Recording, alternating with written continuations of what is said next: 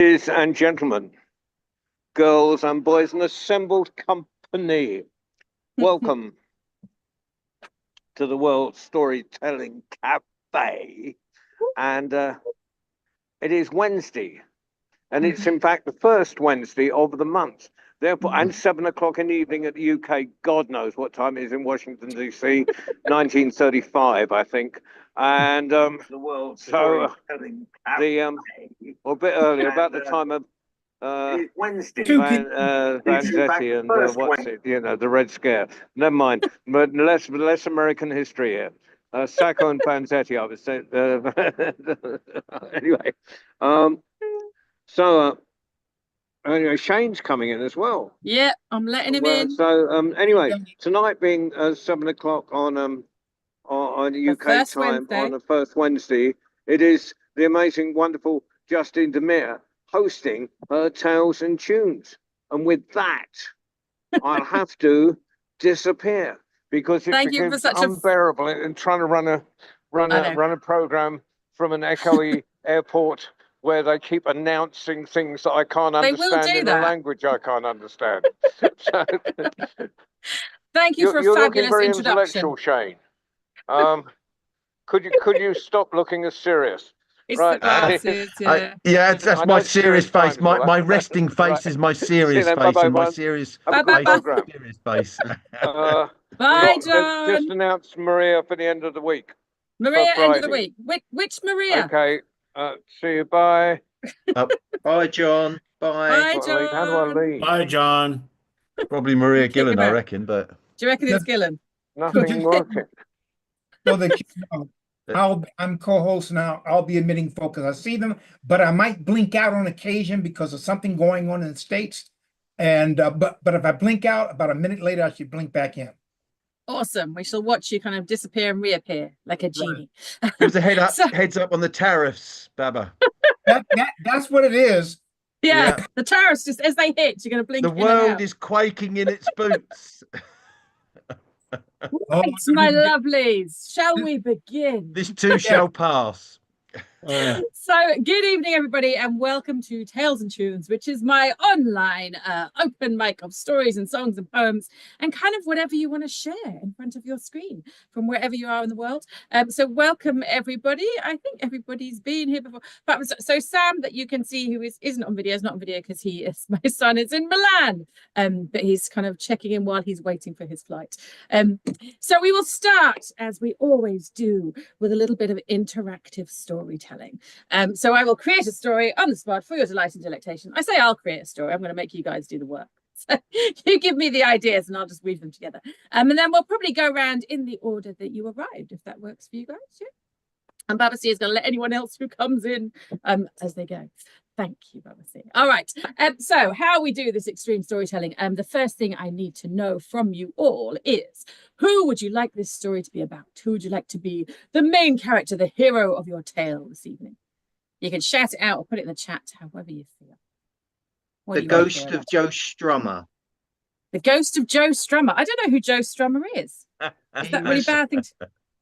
He was the guitarist and leading figure in The Clash. Okay. I may struggle, Andrew. Can I have a couple more suggestions? Just see if there's any that otherwise I might go with that. Okay. That the American is not privy to a lot of what's going on. Yeah. What about Coco the Clown? Coco the Clown. Because he kind of covers quite a few clowns in the world that are out there at the moment, I think. Are you talking about the current president in the US? Oh, no. Oh, we've got them in the UK, Baba. They'll slap an extra tariff on us, Baba, if you do that. Okay, so it's Coco the Clown or the Ghost of Joe Strummer. Any more suggestions? Otherwise, we will take a vote on those. Anansi, the spider. Anansi. Just make up Anansi on the spot. Okay, in which case, gentlemen, your votes for the Ghost of Joe Strummer. Hands up if you want that one. Yeah. Okay, Coco the Clown. Hands up if you want that one. Yay! Oh, I've got 2 for Coco the Clown so far. And Nancy, hands up if you want that one. I think Coco the Clown takes it. Okay, so this is a story about Coco the Clown. Now we need to decide, like, what is it in our story that Coco the Clown wants more than anything in the world? What does our clown want? Coco? Magic margarine that makes people laugh. Magic laughing margarine. I feel like I know no other suggestions after that. I like that. That's a good one. Yeah. Magic laughing margarine. All right. And then before we start, as you know, if you've been here before, we need to decide who is the villain of our piece, who is going to try to stop Coco the Clown getting his magic laughing margarine. Actually, do you know what? I've got to go magic mirthful margarine, haven't I? It has to be alliterate, doesn't it? Yeah, and let's really throw it up for you. Utterly Butterly is trying to sabotage the margarine. Oh my goodness. Will I run into problems with Utterly? Is Utterly Butterly an actual brand? It is a brand, isn't it? Utterly Butterly is. Never heard of. Yeah, that must be a UK thing. We could just say Big Bad Butter if you've got. All right. Oh, an evil nightclub owner. Evil nightclub owner. I like your thinking, Norman. We have so Coco the Clown wants the magic mirthful margarine, and it is an evil nightclub owner who we are going to call Buttercup, are we? Like, so it feels like let's incorporate the butter there. An evil nightclub owner called Buttercup is going to try to stop Coco the Clown getting his magic mirthful margarine. That's such a good tongue twister, and I'm just going to get it wrong all the way through. So, lovelies and gentle humans, let us begin. Once upon a time, not so very long ago, there was a clown. And that clown's name was Coco. And Coco the Clown loved being a clown.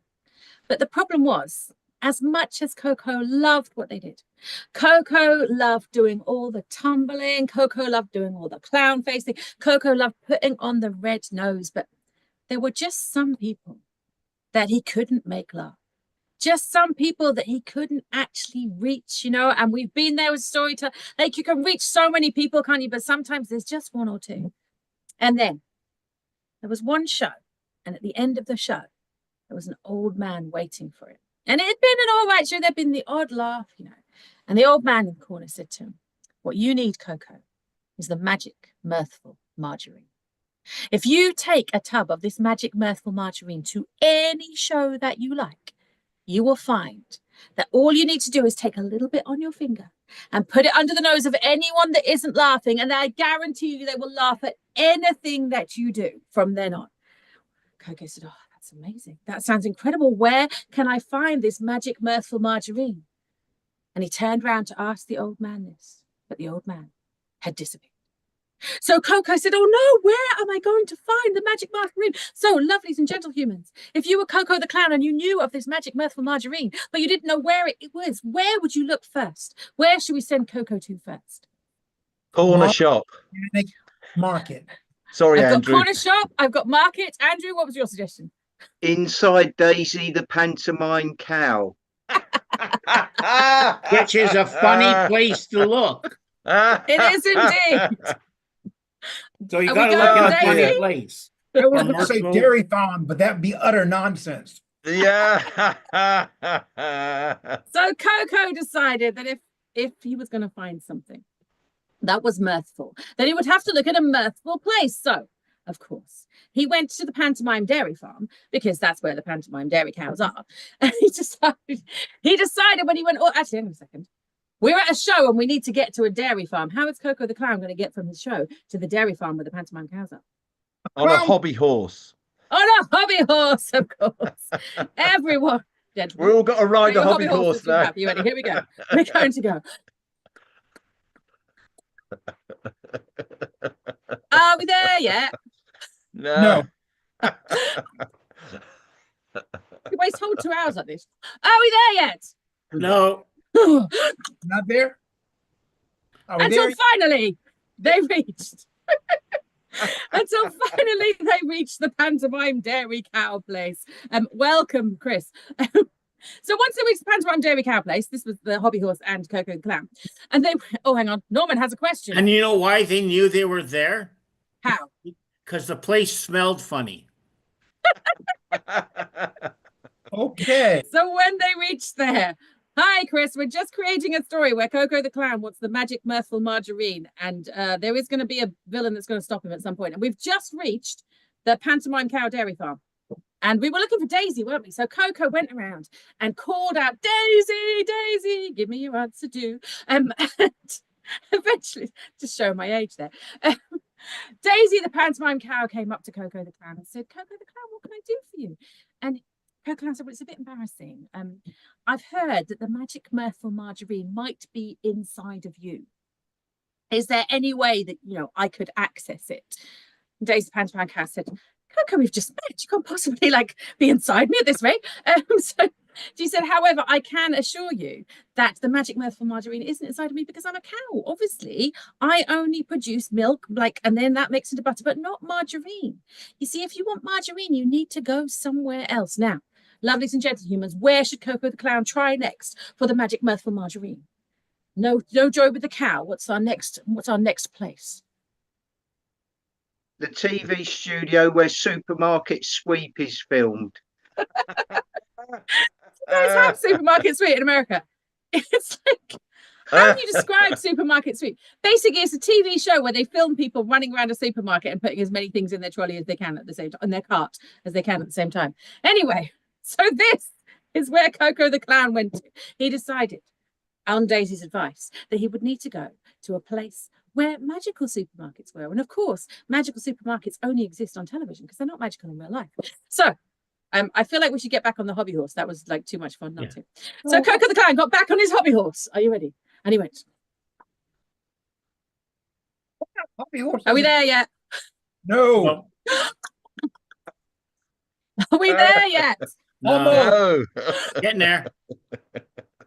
Whoa. Until finally, he and the hobby horse reached the TV studio where Supermarket Sweep was being made. And sure enough, when Coco the Clown stepped into the TV studio, he could see beyond the cameras, there were the aisles of all the different beautiful things. He thought, surely there must be somewhere here I can find the magic mirthful margarine. And he looked down all of the aisles and he got to where all the butter was and all the cream was, but he couldn't find any magic mirthful margarine. And that's when the floor manager came up and said, Coco the Clown, what are you doing in our show? We're trying to film a show for television. He said, I'm trying to find the magic mirthful margarine. And the floor manager said, well, you won't find it here. We only have pretend things here. There's no actual margarine inside the margarine tubs. He said, and the thing is, I'll be honest, we did used to have some fake margarine tubs here, but there was this really strange guy, right? And his name was Buttercup. And we understand that he owns a nightclub somewhere around here. And he took all of the fake margarine that we had on our shelves. And he said he was collecting margarine from everywhere so no one could have any margarine. Coco the Clown thought, oh no. Well, that means this Buttercup must have the magic mirthful margarine if he's got all of the other margarine. But I've no idea where to find him. And the floor manager had no clue. Said he'd stolen it and run off. So, my lovelies and gentlemen, if you were Coco the Clown and you needed to find the evil nightclub owner Buttercup, where would you look? For a nightclub. A nightclub indeed. Where is our nightclub? Given we are on the TV studios that are probably in London, I'm going to say whereabouts. Where is our nightclub going to be that Coco Clown needs to get to? In the middle of the farm where there's magic grass. There are so many different things there. This. So we know so hang on, tell me again what this nightclub is. I heard magic grass and after that I lost everything. on a farm where there's magic grass growing. Oh, okay. Andrew, you have too much time on your hands. So Coco the Clown said, well, this can't be any ordinary nightclub. If it's got all of the margarine in it, it must be somewhere really greasy. And he heard that there was a nightclub way out in the sticks. And I guess because it was the best nightclub, the hottest place to be, it had to be away from anywhere so they could make as much noise as they wanted. So he decided to head out from London where the studios were and out into the countryside. And we all know how he got there, don't you? Back on those hobby horses. Here we go. Yes. Are we there yet? No. Are we there yet? Mm. Until finally, because that's as much as I can do. Until finally, Coco the Clown and the hobby horse pulled up in the middle of a field of grass that was sparkling like magic. And in the middle of the field, sure enough, there was this nightclub. And it said in big neon letters, Buttercups at the top. And Coco the Clown thought, well, this must be the place. So he walked up to the door of that nightclub, and it's one of those things that had like a little shutter in it. So he knocked on the shutter. Hang on, if you find something to knock on, him again. And the little shutter in the door, like the old speakeasies, opened like this. And the nightclub bouncer said, yeah, what do you want? Coco the Clown said, well, I know this is going to sound really odd, but I'm here to look for the magic mirthful margarine that if you just put your finger in it and put a little bit underneath like the nose of anybody that isn't laughing, it'll make them laugh. And the nightclub bouncer went, none of that here, and shut the door.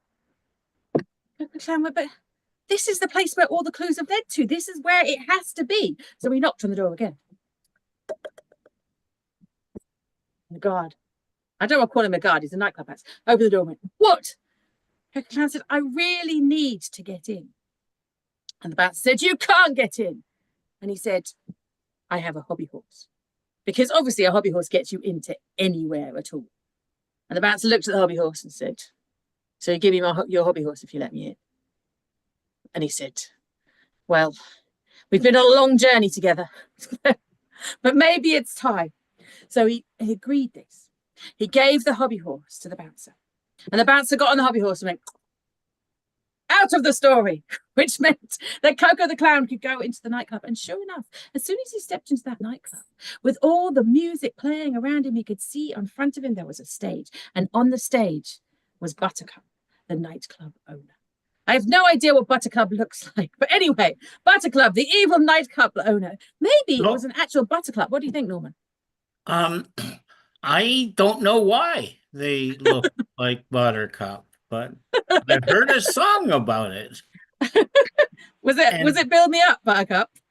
I think so. No, I'm thinking is on the stage trying to sing a song all about himself, and he's not doing a good job. Exactly. And he's not doing a good job because he is surrounded by margarine tubs. Margarine of all shapes and sizes. And Coco the Clown says, excuse me, hate to interrupt your singing, but is there any way I could just have a little look through your margarine? And Buttercup, the nightclub owner, said, no, this is my margarine. I understand there is magic margarine. And the magic margarine might be able to make me sing, but I'm going through every single pot of margarine in the world until I can find out which one it is.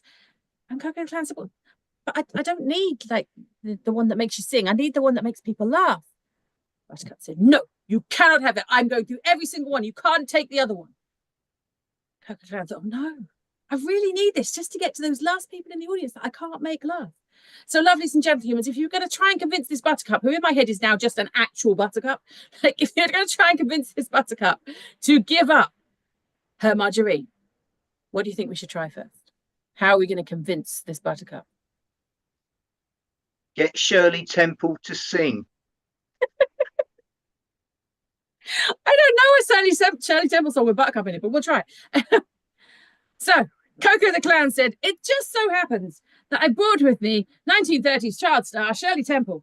And Shirley Temple can sing beautifully and tap dance beautifully. And she's the most amazing child. Now, I tell you what, if you let me root through all the margarine that you have and find the magical mirthful margarine, then I will lend you Shirley Temple. This is how small she is in my head. Really tiny though, right? I will lend you Shirley Temple. Shirley Temple will teach you how to sing. And the Buttercup looked at Shirley Temple, and Shirley Temple looked at Buttercup. And I don't know why I'm here. I was in the 1930s. It's the 1930s in America, so that's fine. Anyway, he said, Buttercup said, no, you cannot teach me to sing. You are a person and I am a flower. I clearly need a margarine. That made more sense in my head. So Coco the Clown said, I'm sorry, Shirley Temple, I brought you back from another time period. Off you go. Go and enjoy your tap dancing. Okay. So we need another attempt to get this Buttercup to let Coco the Clown go through the margarine and find the magic myrtle margarine. But before I have to say that again, what shall we try next? What do you think? Jimmy Osmond, long-haired lover from Liverpool. And you've got to sing. You've got to sing the refrain, Justine.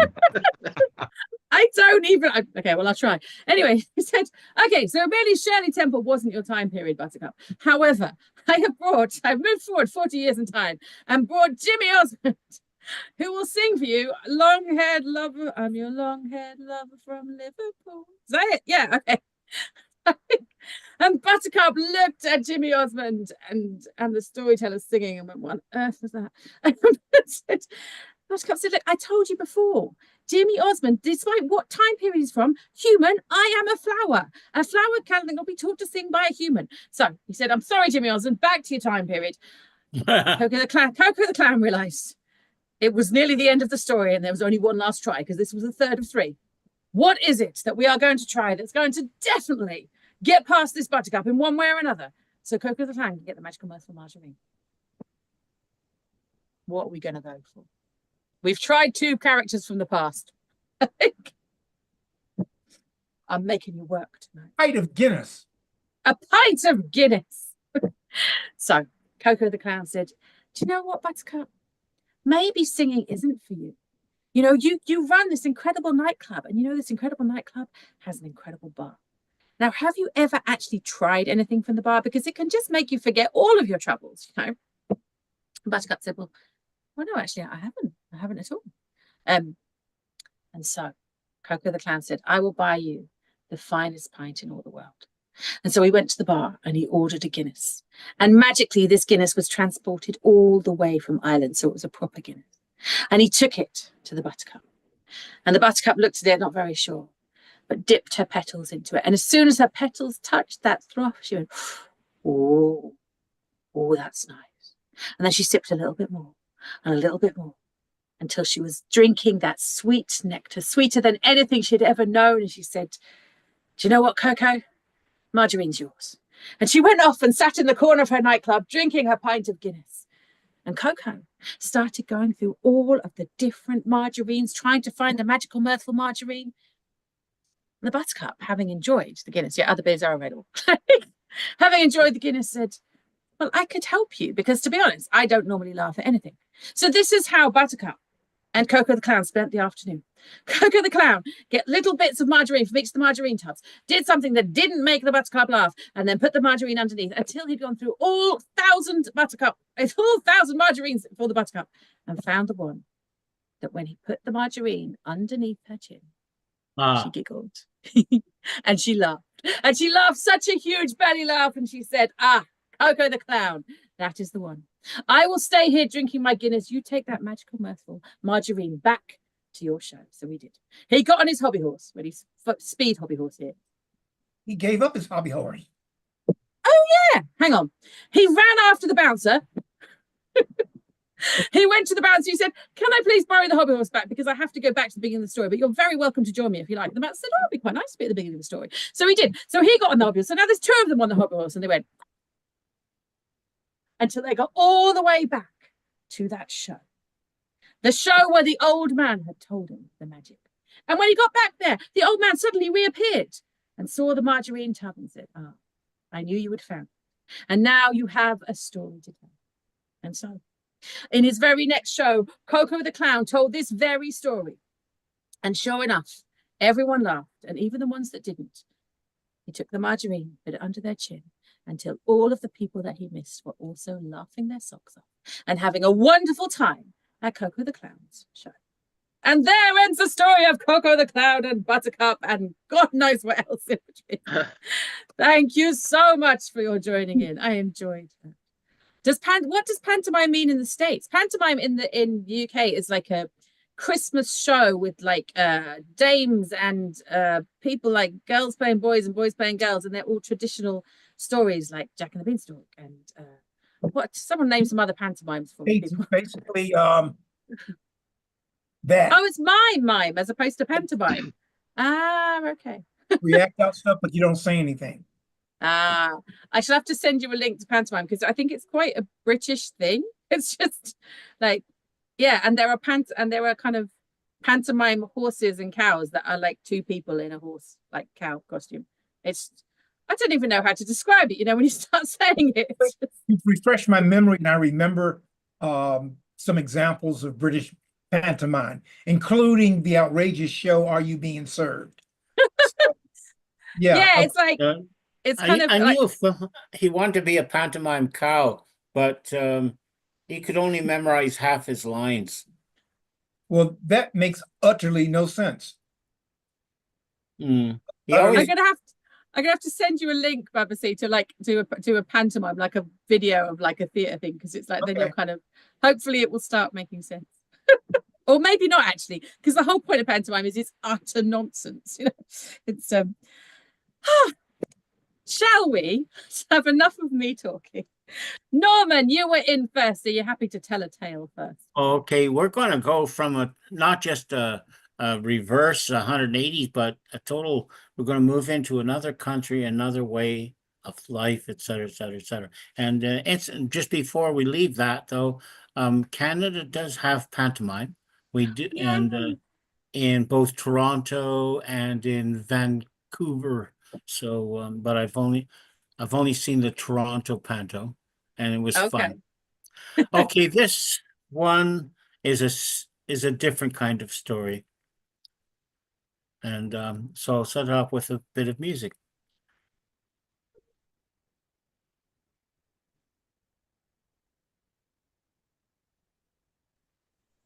Norman, we can't hear your whistle. Oh bother! Can Then you the turn setting. turn your original music thing on? Ah, Original right. sound. I have to do that every time, don't I? Yeah, you do. It doesn't set it up Yeah, it automatically. defaults There I go. back. Now, where is the original music? So it should be top right hand corner. It's on my screen. It's top right hand corner. Says original sound for musicians, and it'll either be off or on. Original sound. Good. That's the one. There. And You want just it to be on rather than off. right. No, it says original sound is on. Okay, try again. Try again. Okay.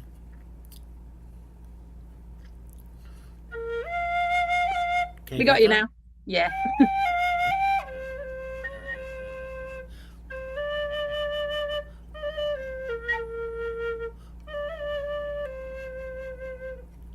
Once upon a long time ago, there was a shaman, a man of power, who lived all alone on his island, for his island was surrounded by the winter ice.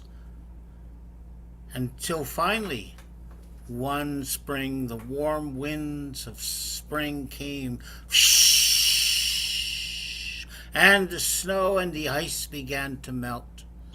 And the shaman listened and he said, I am lonely. Now, nobody ever visited his island home, and so he decided, he said, I need a wife. And he didn't go out seeking a wife, he sent out a spirit catcher.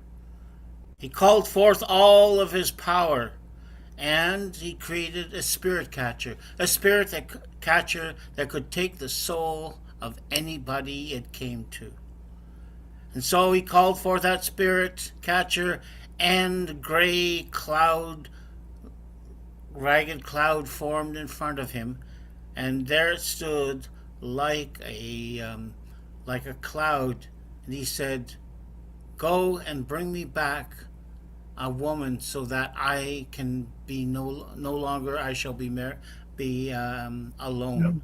And the spirit catcher went flying across the land, across the sea, and he came to the house of a woman who was making a pair of moccasins. And she saw the spirit catcher coming towards her, but she ran into her dwelling and she closed the door. But with one single word, the spirit catcher shattered the door into 1,000 pieces and took her spirit away across the land, leaving it empty at her house, at her home, so that when her husband came back, it was silent. And he saw that his wife was gone, and he went to sit on a rock with his face into the cold winter wind or spring wind, and the tears fell down from his eyes. And it was in this time that his friend, who also was a shaman, came to him. He said, my friend, I know why your wife is missing, for a spirit catcher has taken her away. But if you go and bring her spirit back, you will rescue her from the spirit catcher. And the hunter took up his spear. He said, "Then where is she? Where can I find her?" But the shaman said, "I'm afraid, my friend, it is very, very difficult to accomplish that task, because a spirit catcher cannot be killed unless it is struck with a spear at a small spot in the back of its head. I must tell you that nobody has ever seen the back of a spirit catcher's head. But I can help you. I will help you find your wife, and perhaps it will be enough for you to accomplish this task." And so the shaman gave two things to the hunter. One was a black, smooth stone, and the other one was a black raven's feather. And he said, "Take this raven's feather, put it in your hair, and you will be turned into a raven. And if you fly around and round, perhaps you will find your wife's spirit above the ground. And if you do not find the spirit of your wife above the earth, then here is a black stone, and put that stone underneath your tongue, and you will become a slippery seal that's underneath the ice. And there you can search for the spirit of your wife. But you must do this soon." And so the hunter took the two gifts, the stone and the black raven's feather, and putting the black stone, I've got to keep the order correct, and putting the feather in his hair, he turned into a black raven in a blue sky. And then he became a black raven, flying north to the south and in the east and the west. And then I don't even know my own story. So he put on the stone underneath his mouth, under his tongue, and he became a slippery seal under the ice, and he did not find his wife. And then with the black raven's feather, he flew to the north, to the south, and the east and the west, and he flew, and he did not find the spirit of his wife. And so, tired and weary, he flew down to a rock, and there he stood on the rock with the wind ruffling his feathers, and the rock was near two funny-looking birds called ptarmigan. And the ptarmigans were having a chat with each other. And the one ptarmigan said to the other, "Is there any news of the south?" "No," said the other ptarmigan. "Oh, is there any news of the east?" said the ptarmigan. No news of the east." "Oh, is there any news of the west?" asked the ptarmigan. No, there's no news of the west either." "Well, is there any news of the north?" "Oh, it's funny you should ask that," said the ptarmigan, "for you see that shaman, the evil man whom nobody would come to, he has found himself a wife. His spirit catcher stole the spirit of a woman, and now he is alone. He's no longer alone."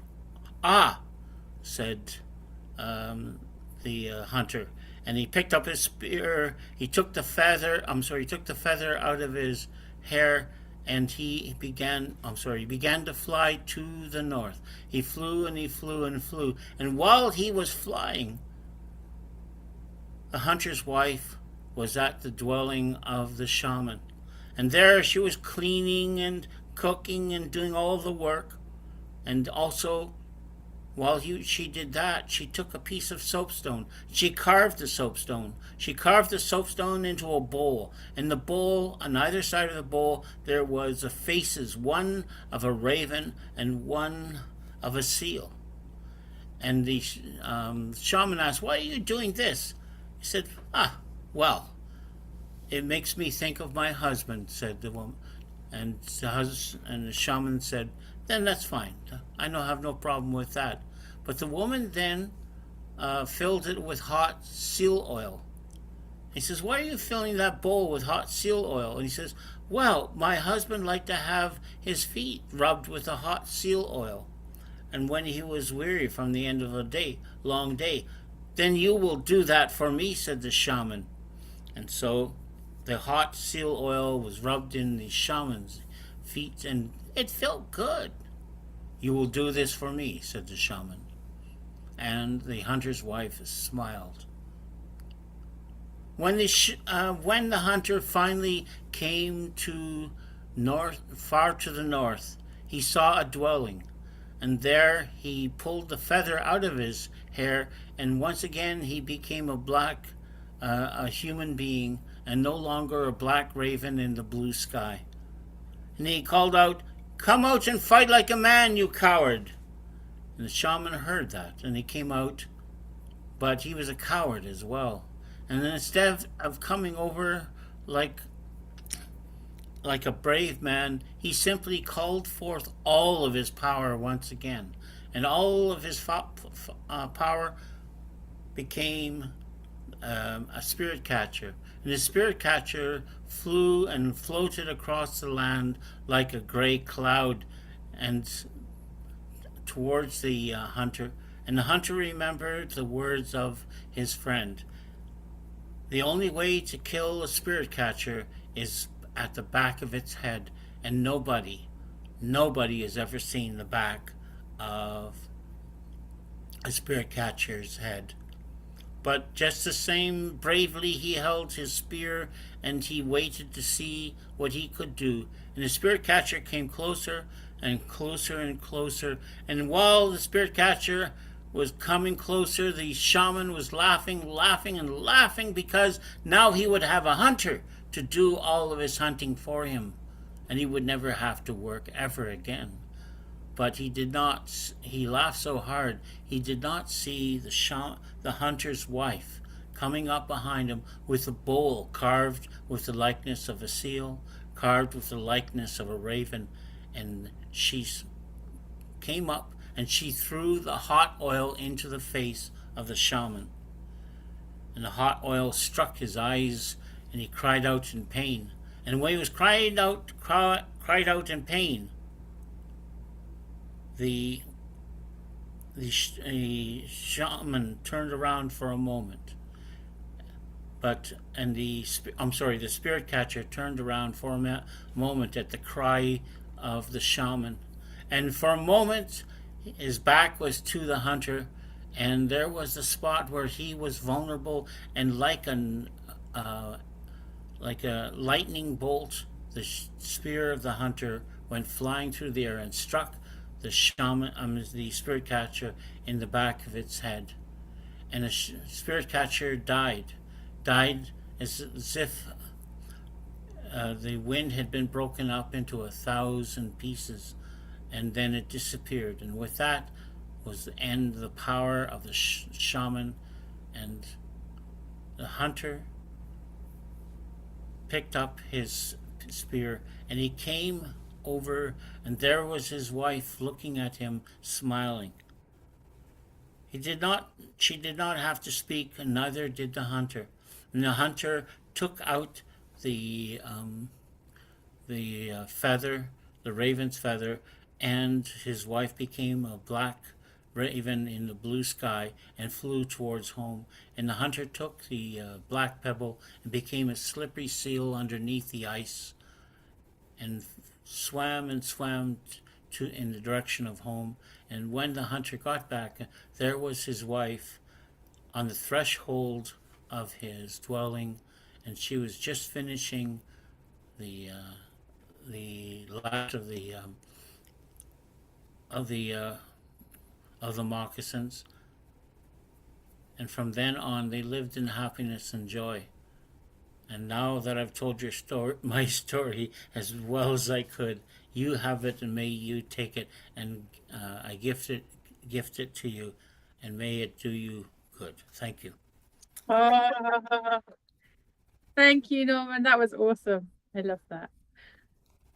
Where's that from? I haven't heard that before. It's an original composition. It's Now, fabulous. and I love it. of course, I had to stumble right at the very beginning because I hadn't told the story for a while and I didn't run it through my head. But he became the first one. He gave him a black feather and became a black raven in the blue sky.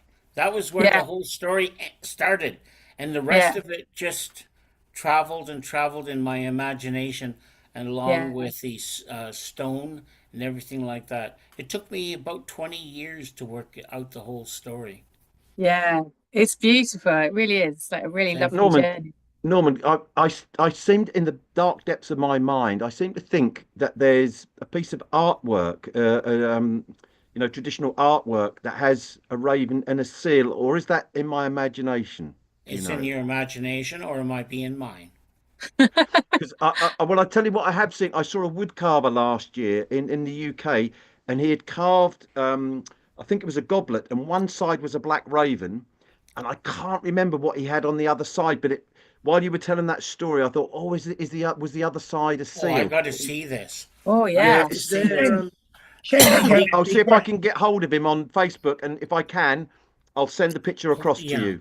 yeah, and just to Shane, Awesome. I gotta ask you a finish. question. Did the Yes, goblet, did the goblet earn your seal of approval? yes, What a and to bump it up. But I know I just wanted to finish off before to leave you with this piece of information. This story started at a time when I didn't know there was such a thing as stories. I'd never ah, heard a storyteller, Wow. either at school or in yeah, where I grew up or anything.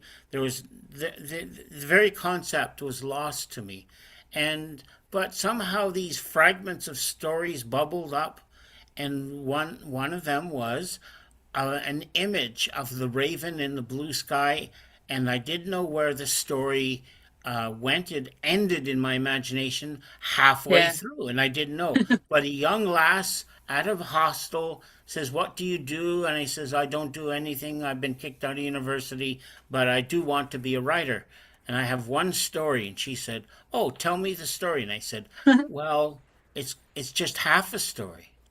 But she said, "Tell me anyways." And so as I Ah, started telling the story, the ending of the story came to me. yeah, It just unfolded. It was a bit like you in making up stories.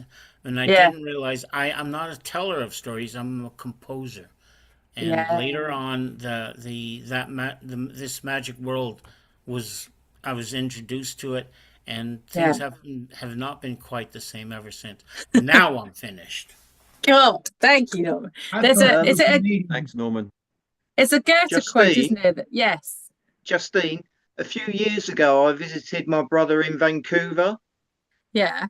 and we went to a museum of Indigenous people, and there was a sculpture there. I think his name was Bill Reed. Yes. He was Okay. an Indigenous person, and the sculpture was called "The Raven Who Steals the Light." Oh, which is one of the stories. Shane, you tell the story, that story, don't you? I don't actually. No, I tell a different raven story actually, who's swallowed There's by the one. whale.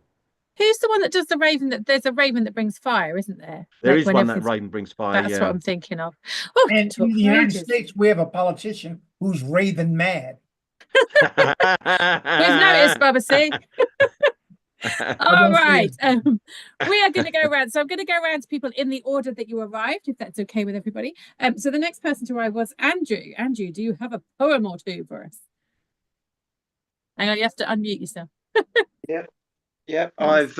I've got two poems, Justine. Lovely. The first poem is called "Stop Thief." So this is called "Stop Thief." The poetry police were patrolling. Fate's bell wasn't tolling. Now isn't the time. It's disorganized rhyme. The burglar gave up burgling. The milk is always curdling. Watch out, it's the man. These stanzas don't quite scan. The grass was plagiarizing. A jury's memorizing. verbs, metaphors, similes. The judge is lacking humility. Who's stolen my verse? Melancholy's in the hearse. The getaway driver's mean. It's almost the penultimate scene. I'm just a supporting actor. It's like the Crapton factor. It's not quite a clean slate. The one-hit wonder man doesn't hesitate.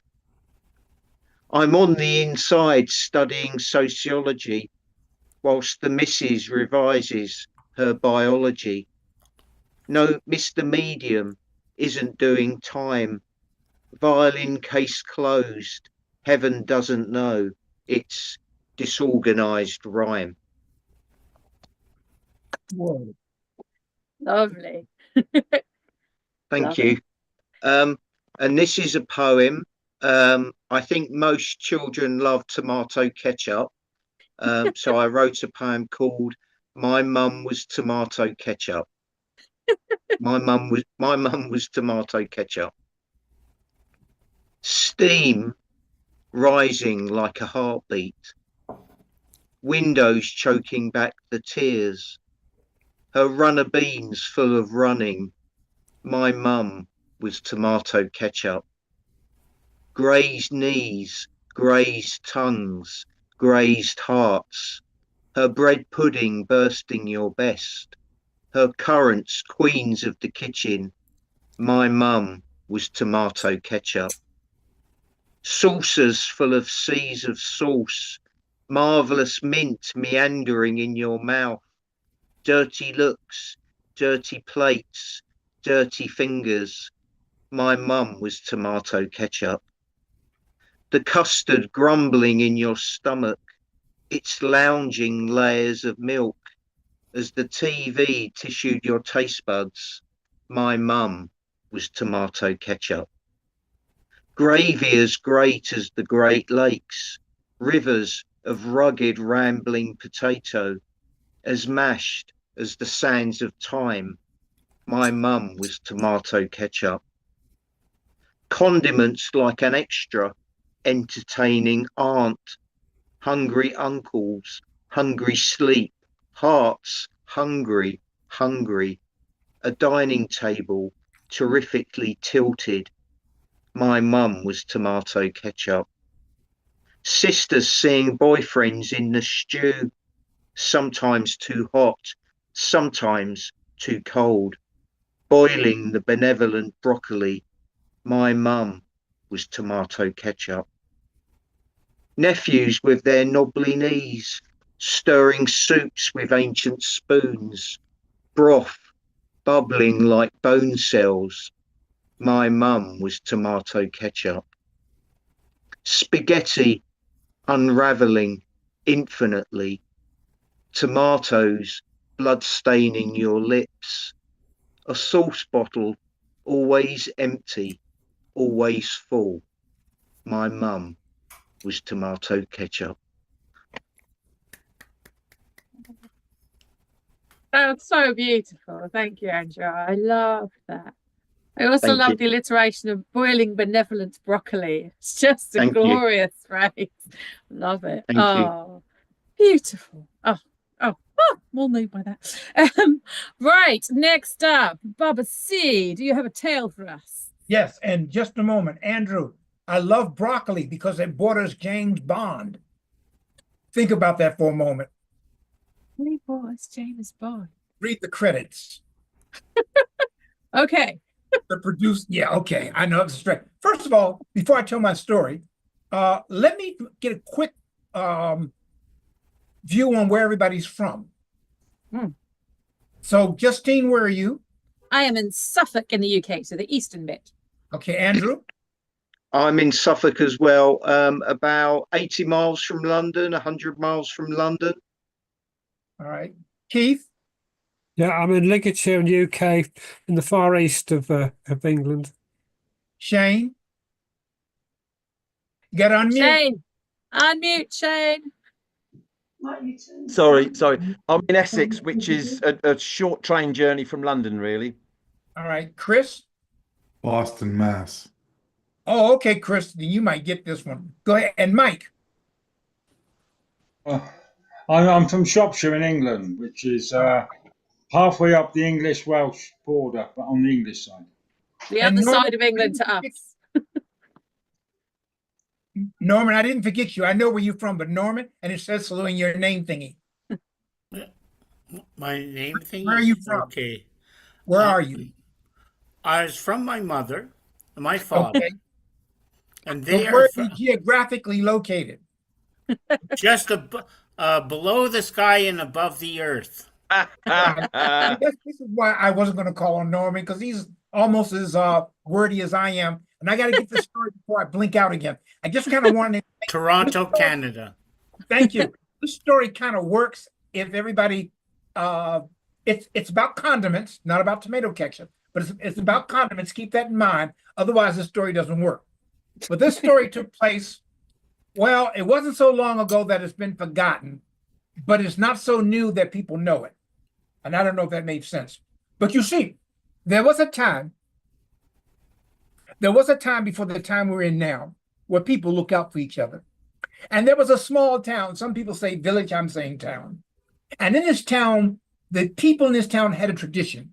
Every year, one of the people in the town would host a great big, some say barbecue, some say party, but feed all of the other neighbors. And this was great.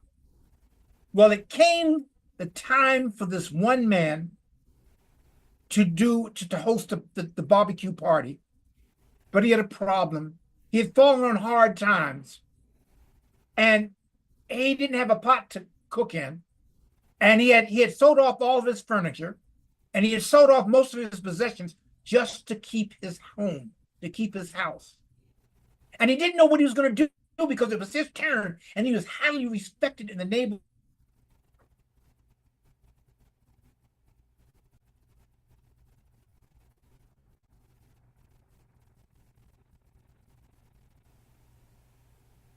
Baba C blinked out. Is he frozen for everyone else as well?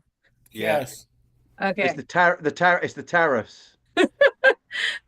The tariffs knocked him out. Hang on. All right. What should we tell jokes until he comes back? He said he would be back in a minute. So how long shall we give it? A minute. What do we think? Baba C, are you back? Oh, there he is. He's back. He's back. Turn your mic You're on, back. Bubba. I got it. I'm back. Yay! We don't know why that's happening, and it's only happening on Zoom, and I've reloaded Zoom. But you know what? Before I blink out again, Keep going, So, keep going.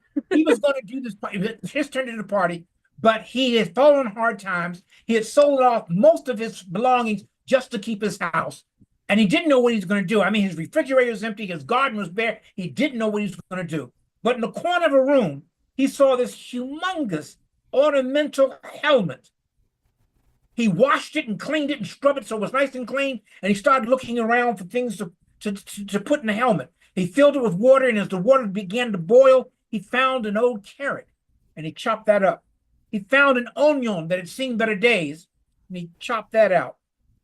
And he didn't know what he was going to do. He found a little piece of parsley. He had some salt. He had some pepper. He had a potato, but it was still, at best, a very watery gruel. It was not appetizing at all. But it was all he had, and he hoped that his neighbors would show compassion upon him.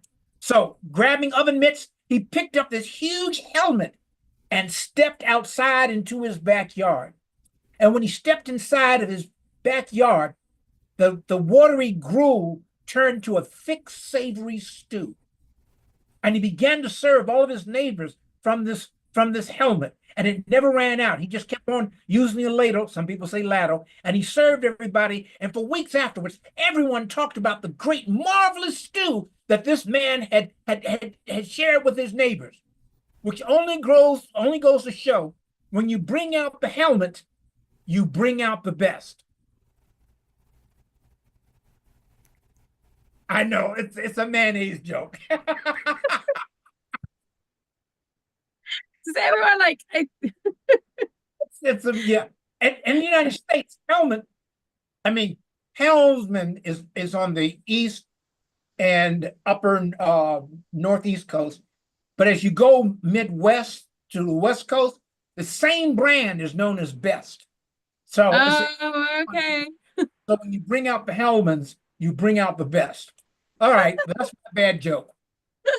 I love that though. That's like, because like Hellman's when I was a kid was like the push mayonnaise. So like we only Yes. had it on special occasions. So Yes. it's just But awesome stuff. I like that one. I hope others, and I'm a punster, Justine, as you may be learning. I love don't it. think it's punishment, but I do love a good pun. Puns are fabulous. More puns. All right. Next up, I think we have Keith, don't we? Keith, are you ready? Lovely. Yeah, I'm ready. Yeah. Spotlight you. I'm going to spotlight you, but feel free to unspot yourself. Yes, got to change myself to gallery. Right. There you go. Then you can see Right. everybody. Anyway, it's great to see you all.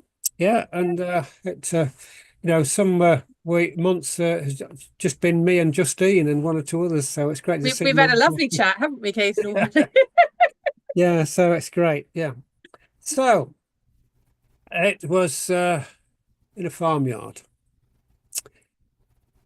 Cock-a-doodle-doo! The king of the sky is giving a party. But the pigs of the sty said, oink, oink, oink. We don't want to go to the party.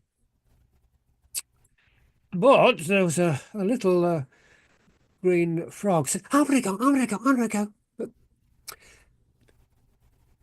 it was ignored. Ah. Cock-a-doodle-doo, cock-a-doodle-doo. The king of the sky is giving a party. But the sheep in the fields said, meh, meh, we don't want to go to the party. Oops, what happened to that? Are you there?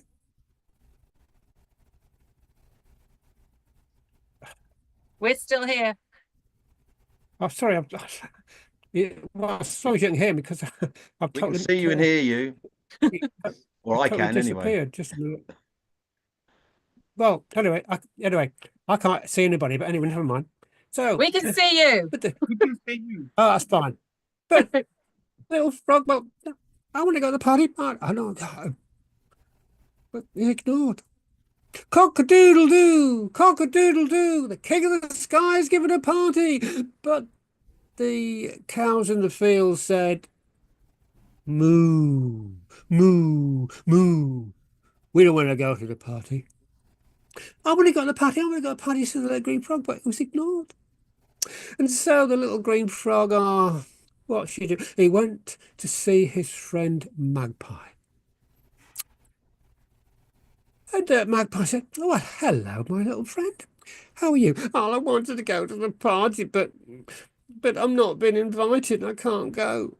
"Oh, well, that's a shame," said Magpie, because, well, I've got a new frock. I'm delighted with my new frock.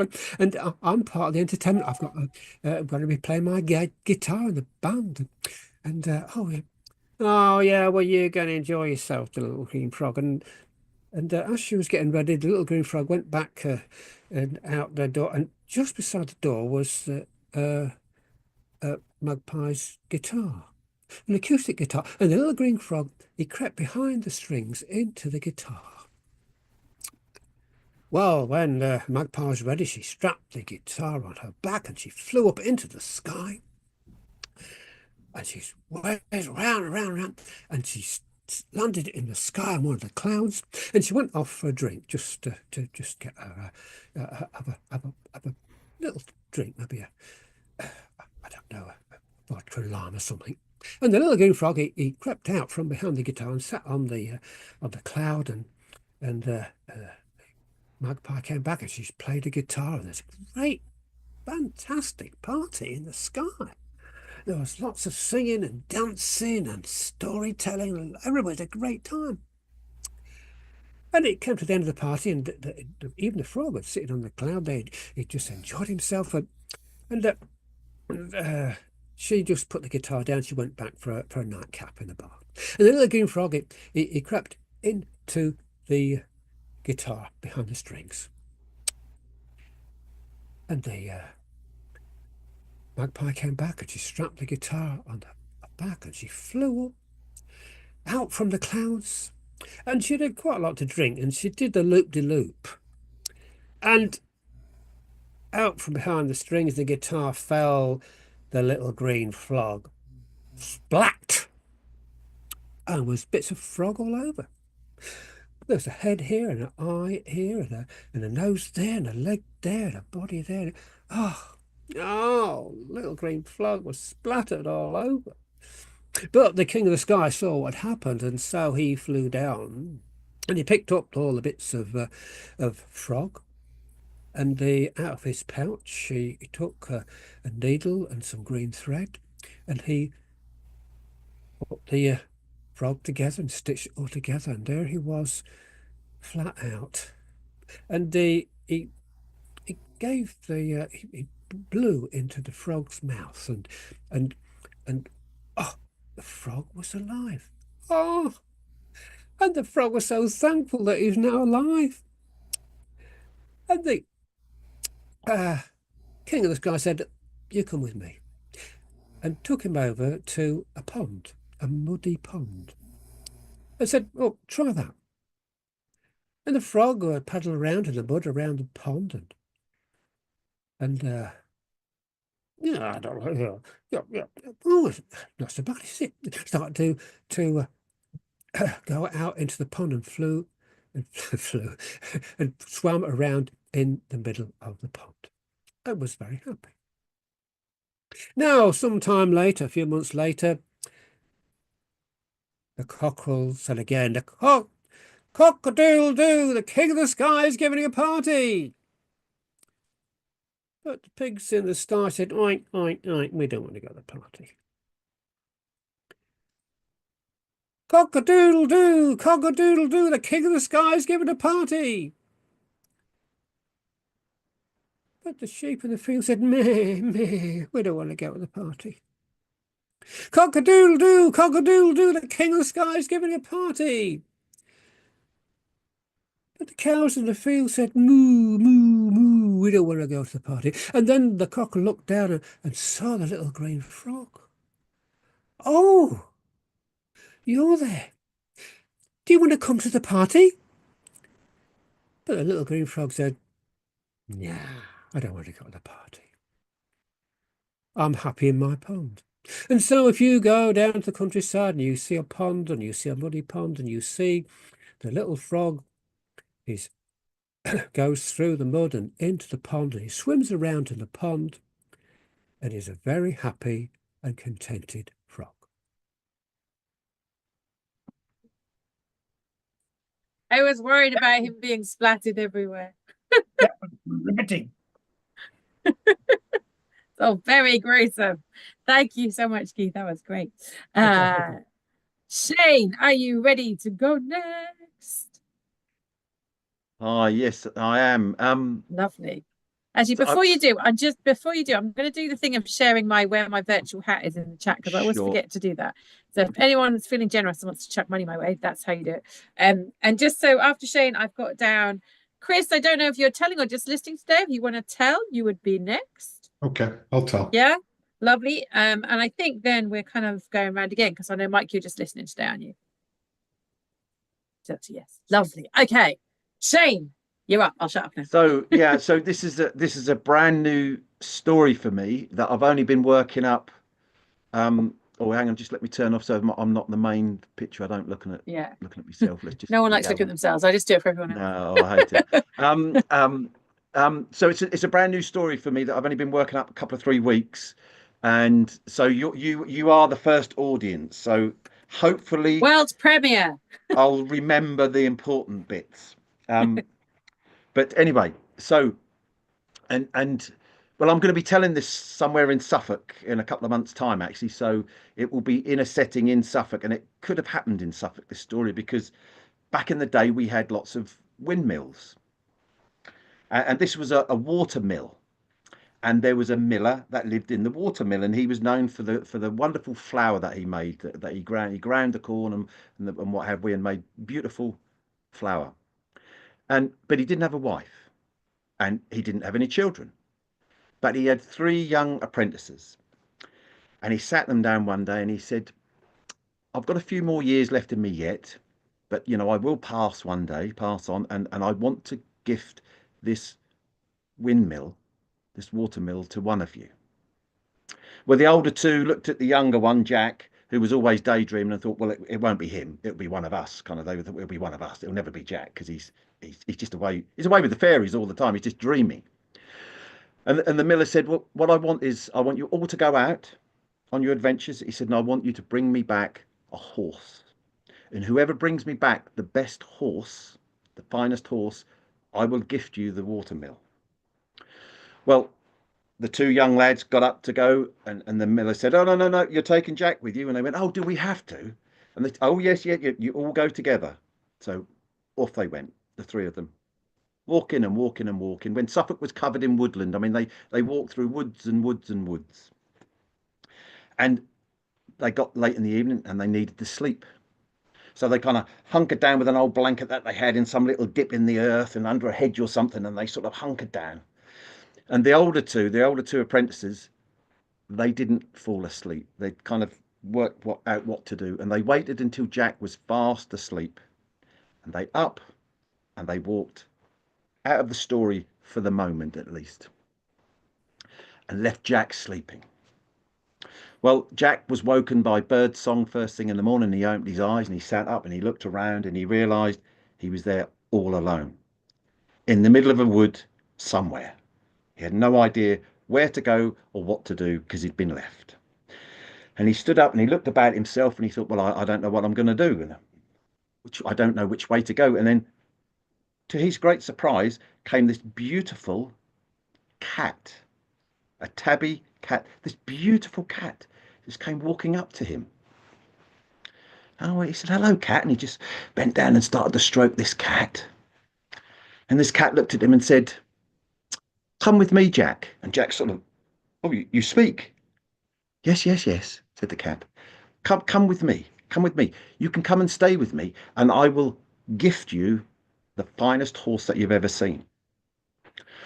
Okay, said Jack. But there's one thing, said the cat. If you come with me, you have to stay with me for 7 years and a day, and you will have the finest horse that you've ever seen. And Jack said, okay, then. He was one of those kind of lads that just kind of agreed to the best idea in that current moment, and off he went with this cat. And this cat took him to a castle. And about this castle, the guards, the servant, everyone, everything was a cat. He was in cat heaven, if you like cats. And, well, he went in and they got him some fine clothes to put on because he had some raggedy old clothes on that he sort of took off, and they gave him some decent clothes to put on. And the cats, well, they fed him, they bathed him, they looked after him. It was like his mother, really. I mean, these cats would take turns to look after him. Well, some time passed, quite a bit of time passed, and the tortoiseshell cat summoned him to her room and said, Jack, I have a task for you. Oh, yes, he said, I like a task. She said, I want you to cut down some trees. She said, some trees that need coming down. She said, don't cut any young, healthy trees. She said, some trees that are kind of past it and that you can log up and make firewood with. Oh, I can do that, he said. She said, here's an axe, here's a saw. And the axe had a solid silver head, and the saw blade was made of solid silver.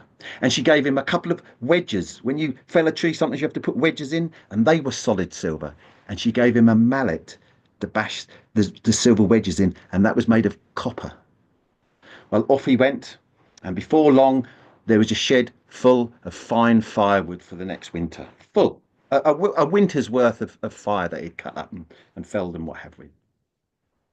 Well, the cats continued to look after him, and Jack did this and Jack did that and what have we, and more time passed, and the cat summoned him once again and said, Jack, I have another task for you. Oh, I like a task, he said.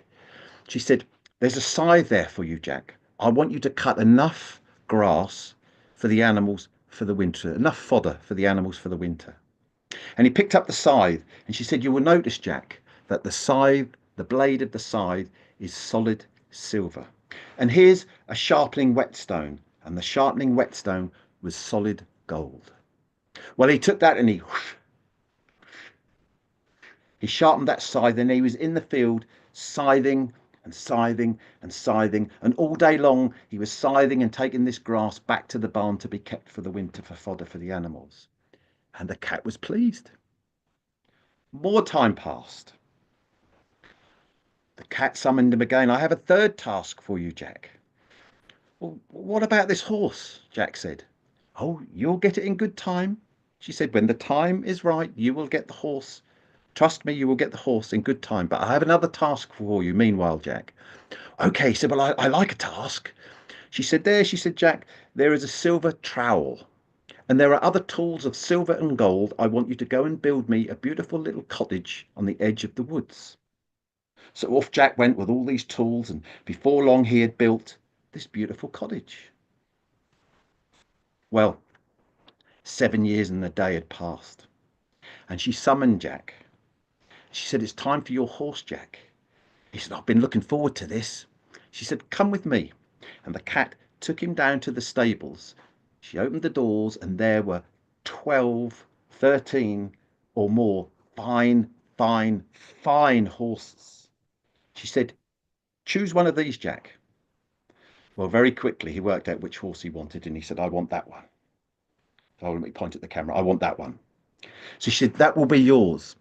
And he was about to step forward to take it, and she said, oh, you won't be taking it today, Jack. I will bring it to you in 3 days' time. You need to go back to the mill. But first of all, you need to put your old clothes back on, Jack. And they brought out the old clothes that he'd come in 7 years and a day ago, and he took his fine clothes off, and when he put these, he could barely do the buttons up on the shirt because he'd grown. The shirt sleeves kind of came halfway up his forearms. The trousers were kind of mid-calf. He looked ridiculous. She said, I will see you in 3 days' time. And off Jack went. And he found himself back at the watermill. And there was the miller and the 2 apprentices outside, as if they were waiting for him. And when they saw him, they laughed at him. The way he was dressed, he looked ridiculous in these short trousers and this shirt that he couldn't button up properly. And they said, and more's that, you haven't even got a horse. Well, the miller was disappointed. He said, Jack, I thought there'd be more from you, but the way you're dressed, and he said, go into the goose house. He said, you can live in the goose house. I'll bring you some food out. He said, but you're going to be staying in the goose house. Look at the state of you. So Jack was sent to the goose house. Some food was taken over to him, and what have we. 3 days passed. There they were, still teasing and ribbing Jack, when they heard the crunch of carriage wheels on stone coming up the driveway. And there was a carriage with 6 fine horses, and behind it was a servant with another horse, and inside the carriage was a princess. And she stepped out and she said, Jack, this is your horse. And he looked, and at that moment he twigged. Thank you very much, he said, that's a fine horse. And he said to the miller, this is your horse. He said, and the mill will be mine. And the princess said, there'll be no need for that, Jack, for you're coming with me. Fetch his clothes. From the back of the carriage, they brought out a fine set of clothes for him, and Jack got into the carriage and kind of put those clothes on so he had a bit of privacy. And he looked like a prince when he was dressed up. And the princess entered the carriage, and the 2 of them went off in the carriage.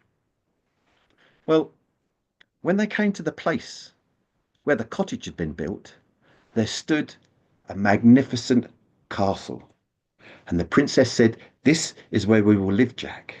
And they went inside, and almost everything was either gold or solid silver or solid gold. And because it's a fairy tale, well, of course, you know the ending. They lived happily ever after. Yeah.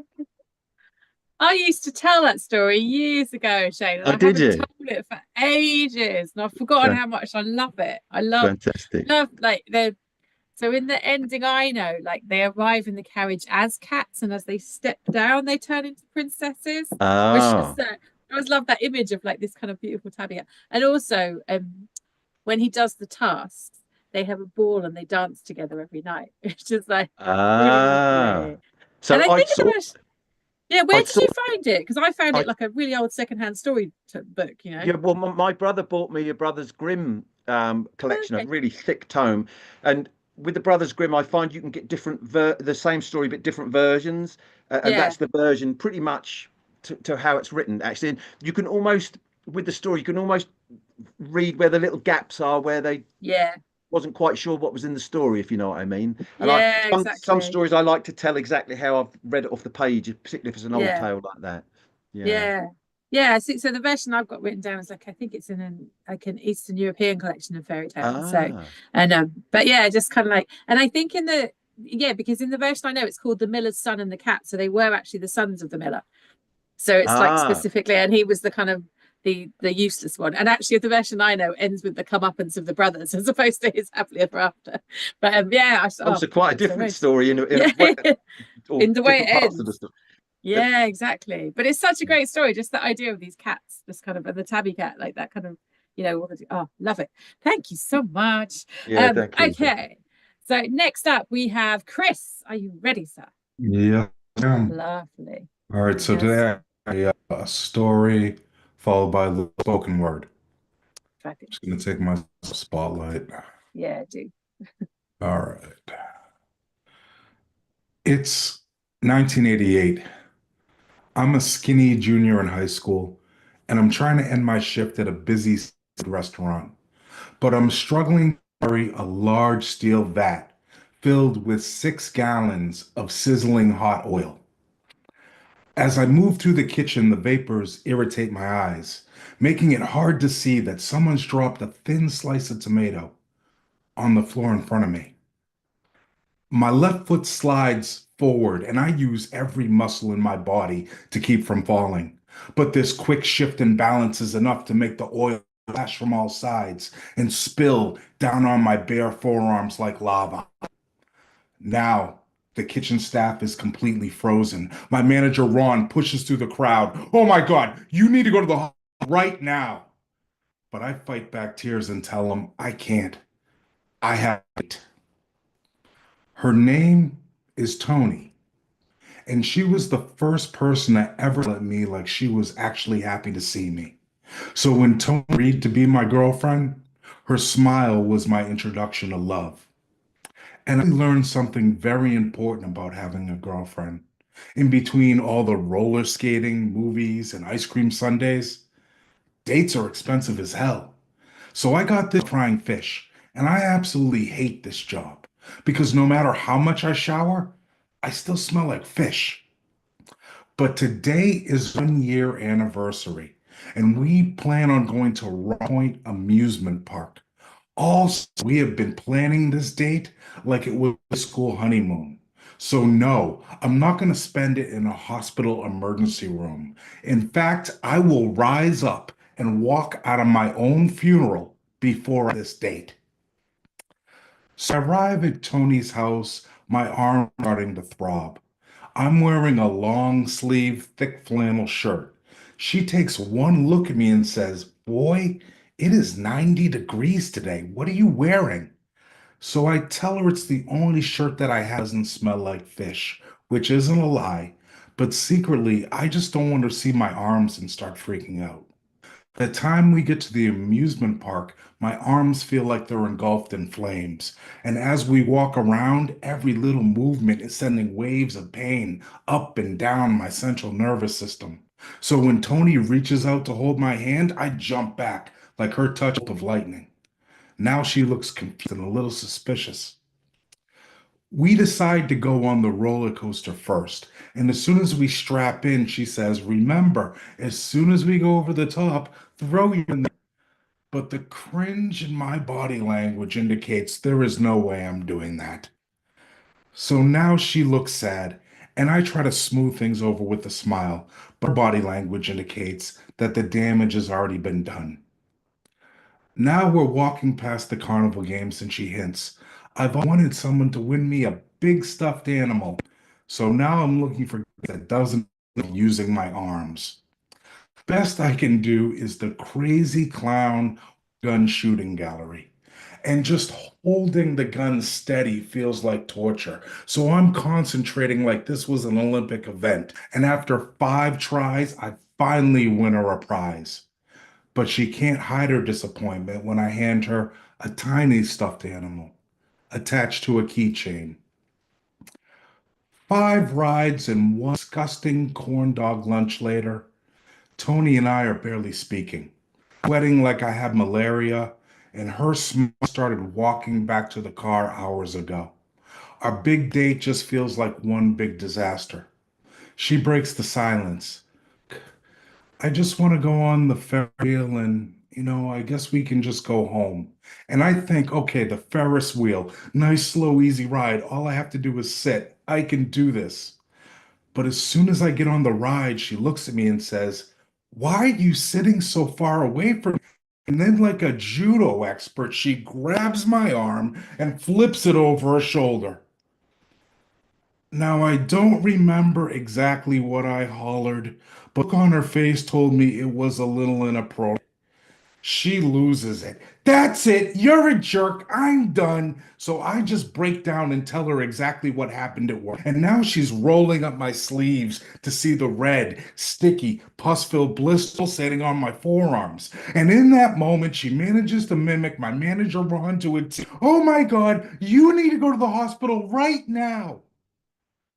30 minutes later, a nurse is giving me an IV for pain and dehydration. I pass out shortly afterwards. Surprisingly, our relationship survived this disastrous date. But what it didn't survive was time. You see, while I was a junior in high school, Tony was a senior. And when she graduated, she got accepted to a great college, 2,000 miles away. So once the summer ended, so did our relationship. By winter, my arms were completely healed, but the absence of Tony's smile left something inside of me smoldering. So for years, I always wished I could go back to that day at Rocky Point Amusement Park and just do it all over. Because I would have done anything just to hold her hand, win her the biggest prize, and keep my arms wrapped around her as long as I could. Despite the pain I was in that day, I wouldn't even care. Because first love told me that she no longer me. That was the day I realized that there are certain things in life that hurt so much more than being splashed with sizzling hot oil. I wish I could say that was my last time being burned, but it wasn't. Shelby appeared as a beautiful flame that quickly grew into a wildfire, overtaking my inner peace with jealousy, accusations, and lies. The smoke became so thick I could no longer see myself. And then when there was nothing left of consume, she just moved on. Then Tammy emerged from the embers, where she had been burned too. Together we built a shelter of safety and spent years rubbing aloe on each other's fears and insecurities. One day we woke from our daydream domestic bliss and realized we were no longer romantic. We were just roommates. But Laura, she showed me that not all things that burn are bad. Smile framed with the most delicate dimples sparked a blaze that burned away all the dead trees and debris, leaving fertile soil for friendship and trust that eventually fostered growth of 2 young seeds. And after 23 years, I'm happy to say, the love I finally found with Laura is still burning bright. Thank you. Oh, Chris, that was beautiful. Thank you so much. I loved all of that. Also, just took me back to going to like fun fairs as a kid. Just, oh, yeah. And and being stuck on Ferris wheels and like roller coasters and stuff. That was fabulous. Thank you. So we're gonna go around again. Would you like a tune though? I feel like because this is Tales and Tunes, we often have all tales and then like not tunes. So I do have my guitar. Are we up for a tune? Yeah? Yeah. Okay, hang on. Let me get the guitar and see if it stayed in tune. This is always the challenge with guitars. They you tune them up before you're about to play them. Also, now I have to do the weird thing of taking, hang on. I'm gonna switch my microphone to, All right, hang on. Can you still hear me? Yes. Good. That's a good start. Right, now I need to put my musician. I've found that the right, and now second question, can you hear the guitar? Yes. Good. All right. So I thought I would play you one of my songs. I think last time I didn't. I played you somebody else's.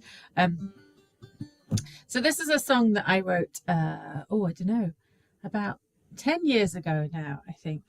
I got to the point and I'm like, just to share some personal stuff with you, I'm just terrible in relationships. So when I write, I try and write love songs right at the start of them before it all goes wrong. Just like quickly get in there before. So this is one of those. It's important to know yourself, isn't it? This is called Pocket.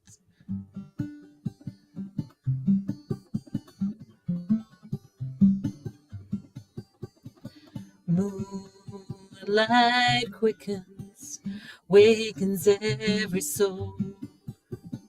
Lamplight glistens, makes them broken whole.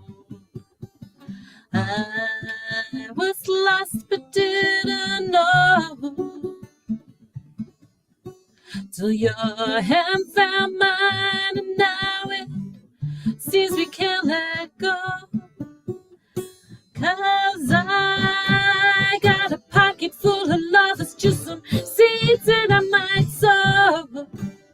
And I got a pocket full of love, I just might plant it or watch it grow.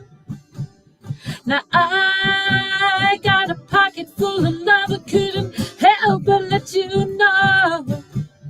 Now I got this pocket full of love, I wanna plant it or watch it grow. Plant it and watch it grow.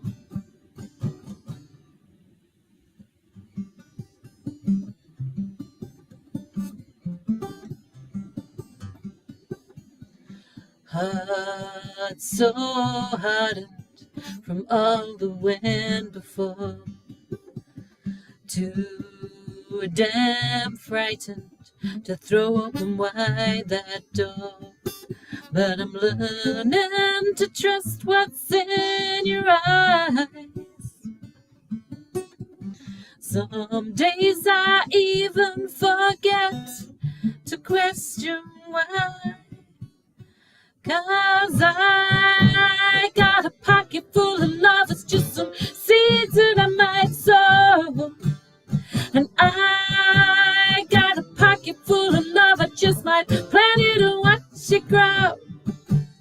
Now I got a pocket full of love, I couldn't help but let you know. Now I got a pocket full of love, I wanna plant it or watch it grow.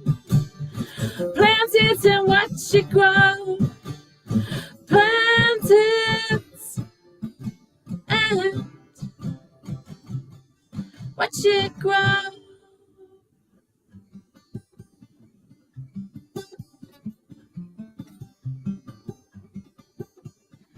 Road uncertain, follow it anyway. That moonlight leads me, hope I follow it into the day. Don't care anymore what time we got on, where we're going to. Could be only 1 second, 1 minute, one life. I'd still take that chance with you. I'd still take the chance with you. 'Cause I got a pocket full of love, it's just some seeds that I might sow.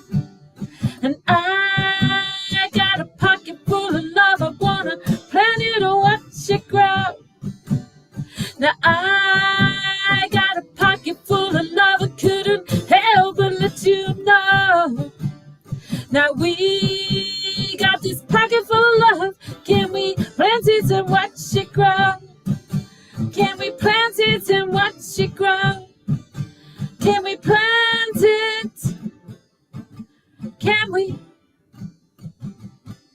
watch it grow?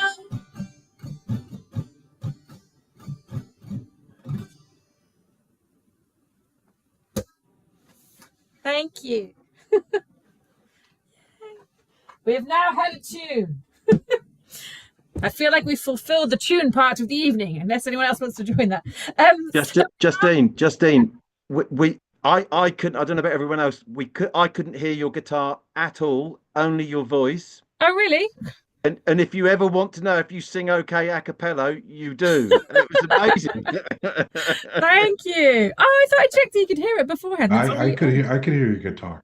Oh, okay. Oh, could you? Oh, It must be lucky just I am, you. Chris. It could be just me, but it sounded great a cappella. Oh, thank you. I appreciate that. You can't hear the guitar, like you keep getting kicked out of the program. So it's the imps working again. It's the imps. They're doing the thing. Let us go. So if we go around again, that means we would start again with Norman. Norman, are you all right to go again? Let me unmute yourself. Hang on, you're still muted, my lovely. There. Give me a half moment. Okay, I will give you a half moment. I'm I'm going to try and switch back my thing, so I might lose you in the meantime. Okay, just give me my usual time delayer. Yep.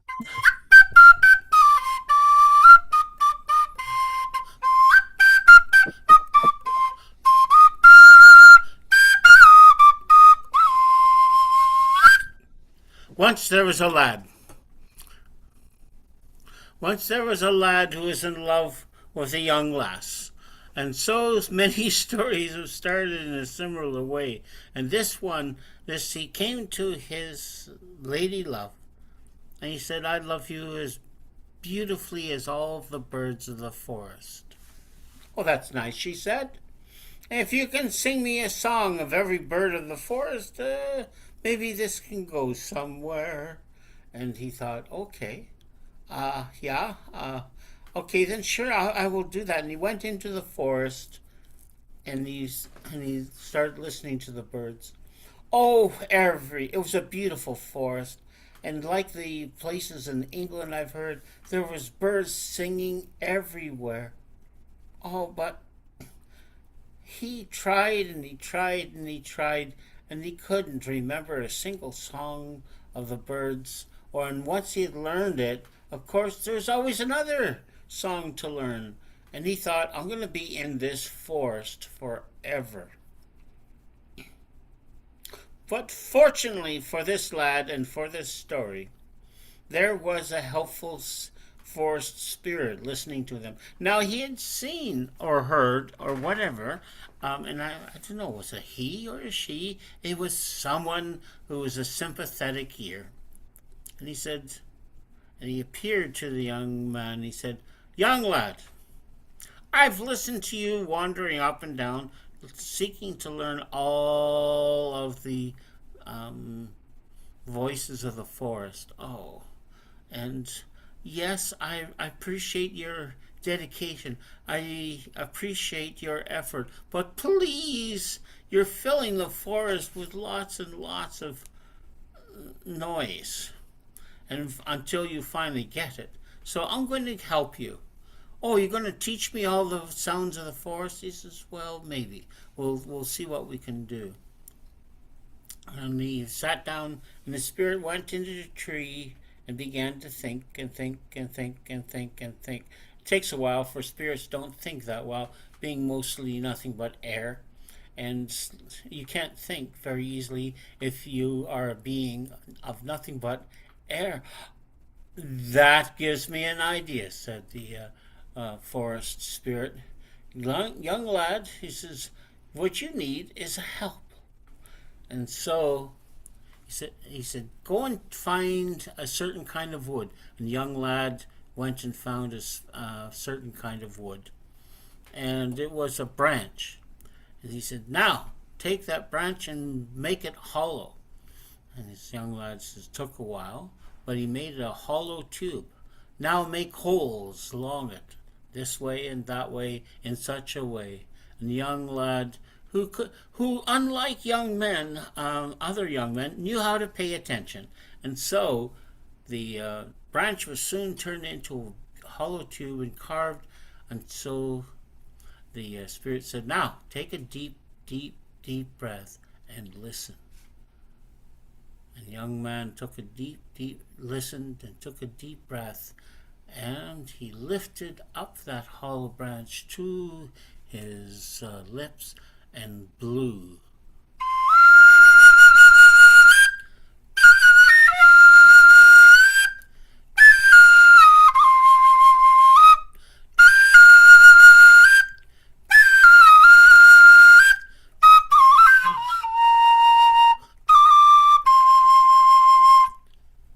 And in case you didn't know, that was the sound of a bird just a short distance away. And it says, "There, you've got it," said the spirit. "Now walk through the forest and you listen well. You listen to all the birds of the forest, and as soon as you've learned a tune from them, then go on to another part of the forest." And so he did. He went to a deep forest.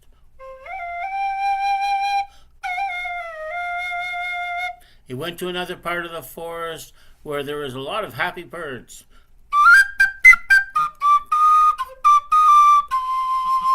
And in short order, and in time to get this story finished for this session, he had learned all of the sounds of the birds of the forest and made up a few. And so the birds got something out of it as well. And so the young lad went back to his lady love. And on the right kind of evening, where the sun was setting and there's a soft breeze and everything was just right, he came to her place and said, "Have you learned all the sounds of the forest?" And he didn't say a thing. He just took out a tube from his pocket and he took a deep breath and he blew gently into the flute, for indeed it was the first flute, and he began to play.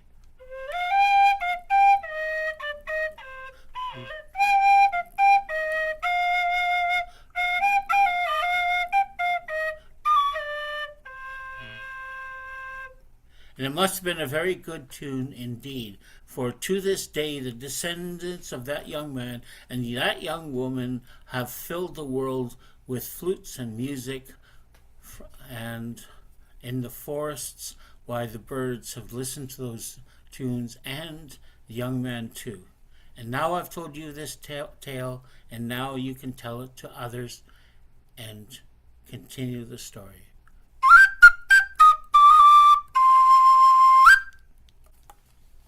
Beautiful. Thank you, Norman. I love that. I love hearing the whistle played. It's beautiful.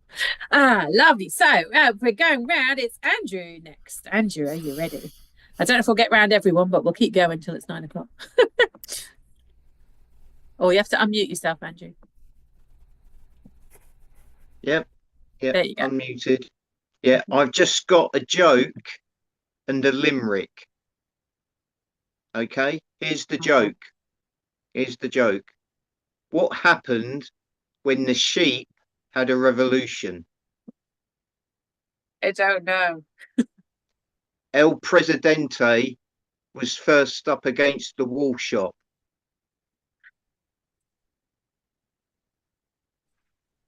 That's Not Okay. a very good joke, I know. So Well, this anyway, side of the pond, it doesn't. Okay.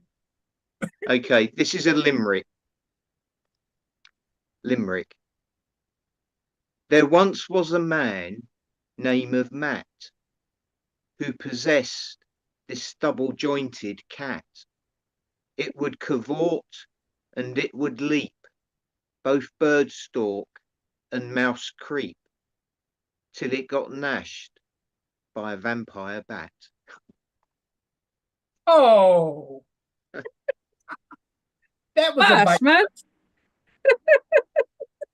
Follow the cat Oh, theme. bless. We're having were a cat winning that theme one. tonight, so Beautiful. Thank you, Andrew.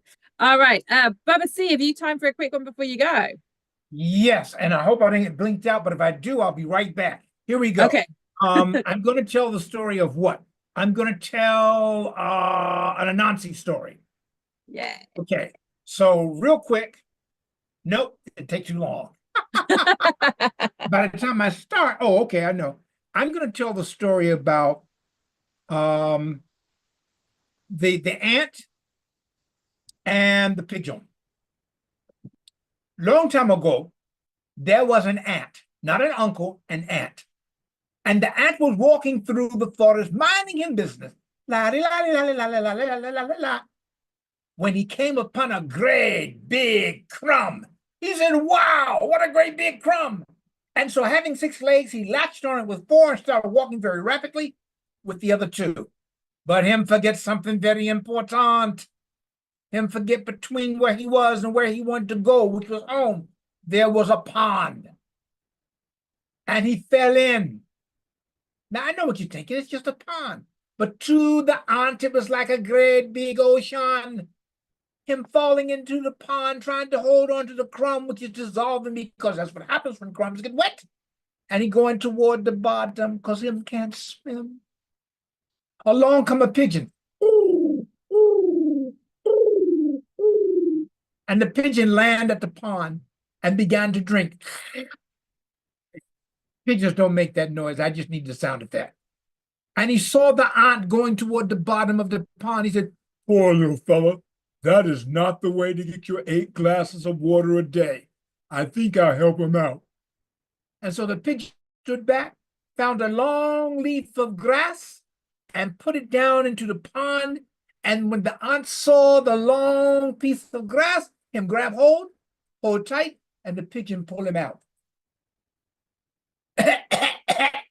"Thank you, thank you, thank you." And the pigeon said, "No, no, no, no, no, no, no, no problem, no problem. No, thank you, thank you, thank you. You saved my life. De nada, de nada, de nada. No, thank you. Asante Sana, thank you very much. Sikitu, you're welcome." And so the pigeon went back to drinking the water. And again, it's not the sound pigeons make, but I think it was a male pigeon, so who knows? The ant looked up and saw a boy off in the bush with a bow and arrow. And he could tell by the look in the boy's eyes that boy was thinking, "I feel like pigeon tonight. I feel like pigeon tonight. I feel like pigeon tonight." And the boy drew back his bow and arrow. That's what you do. He drew back his bow and arrow, but as quick as the ant's 6 legs would carry him, he run up the boy's leg and he bites him. And the boy screamed, "Ah!" And the arrow just goes, but it missed the pigeon. The pigeon looked up, saw the boy with the bow, no arrow, and he fly away fast. He fly away home. And then the ant continue his way home. Now I gotta ask you a question. You can unmute your thingamabobbies, your mics. Why do you think the pigeon saved the ant? Norman, you can't respond. You've heard me tell the story before. Why do you think? Don't everybody come on, because I might get blinked out at any moment. Why do you think? Because it was a kind pigeon. That'll work. That works for me. Why do you think the ant saved the pigeon? Because the pigeon saved him. That's one way of looking at it. Andrew, with yourself unmuted, why do you think the ant saved the pigeon? Because it was being kind. Okay, that's right. Okay. See, in life, things happen. When we help somebody out, we don't do it for fame or reward. We do it because it's the right thing to do. And in the case of this story, the pigeon saved the ant saved the pigeon, just proving that what goes around comes around. Asante. Oops, I stepped on a pin, the pin bit, and that's the way that story went. Thank you, Baba C. That was beautiful. Thank you. Lovely. I think we probably have a time for a story from Keith. Keith, have you got time for one? Well, just a little one. Yeah, just what a fun story, really. But well, there was I'll put my you unspotlight yourself. I'll try not to do. Last time it was really strange because I was speaking to a blank screen. It was really weird. I like to see people when I'm talking to them. Anyway, here we are. Well, there was an old man and an old woman, and he was a woodcutter and lived in an old cottage at the end of a wood. And every day he went out to cut some wood and to collect it home, to bring it back, and some for the fire and some for the market. Well, one day he was walking down and he was on his way to cut some wood, and down in the side of the wood down by the dike was a bowl, a pot. It's a golden pot. I thought, that's strange. Wow, that's a god. That must be, must be very valuable.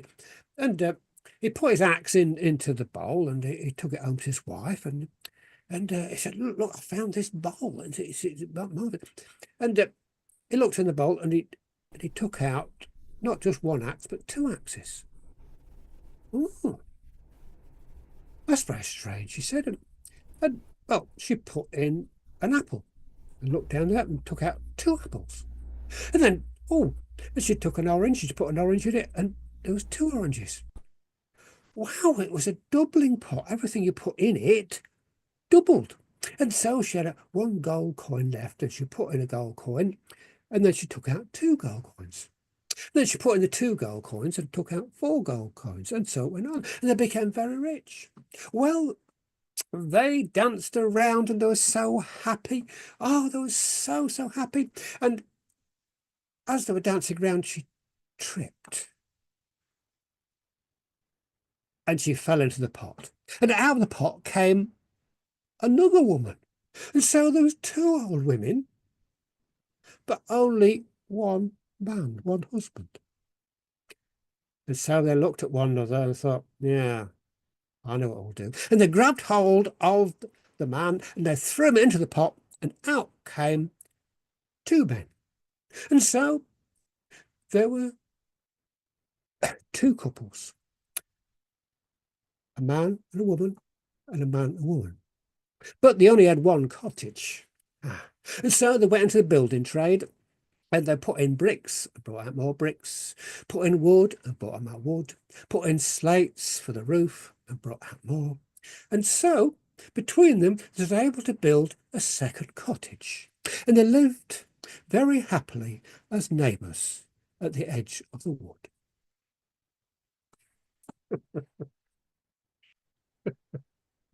I could do with one of those. Awesome. All right. Okay, we literally have 10 minutes left, which means we could possibly, I don't know if we'll get to you, Chris, but we might get to Shane, depending on how quick a story Shane has. Yeah, I can tell a quick story. Go on, give us a quick one then.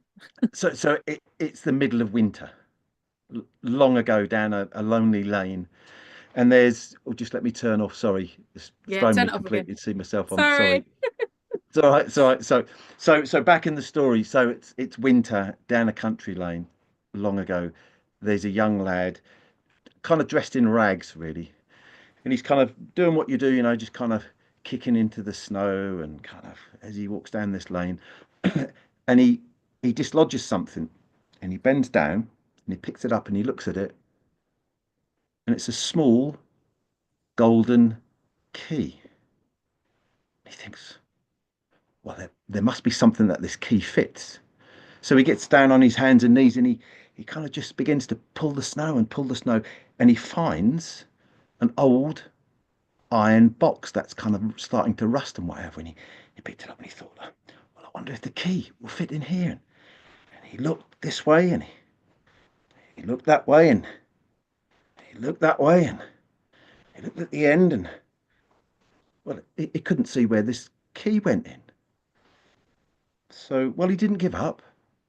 He turned it over again, and he looked, and he looked, and then he found a tiny little place where this key went in, and he put this little gold key in, and he turned it, and click, and he opened the lid,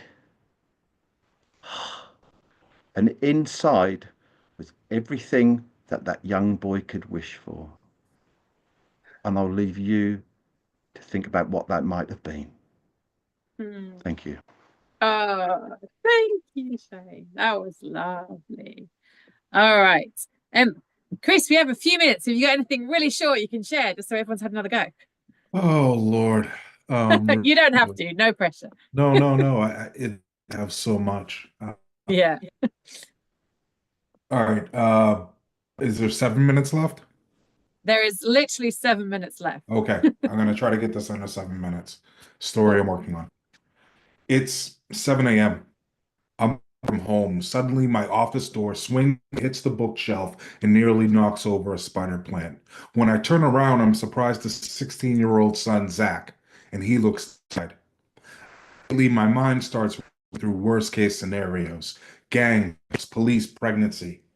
But he tells me he needs help with a school project. So I think he just wants me to go to the store and pick him up some poster board or glue. But he put a 6-page assignment and says, I need help building a multi-timeline application connected to a MySQL database using a programming language Python. Whoa. Then he admits he doesn't know how to program anything in Python because all year he's been in a group with two of the smartest kids in school. So every time he tried to contribute to the work was already done. He has to do the final all by himself.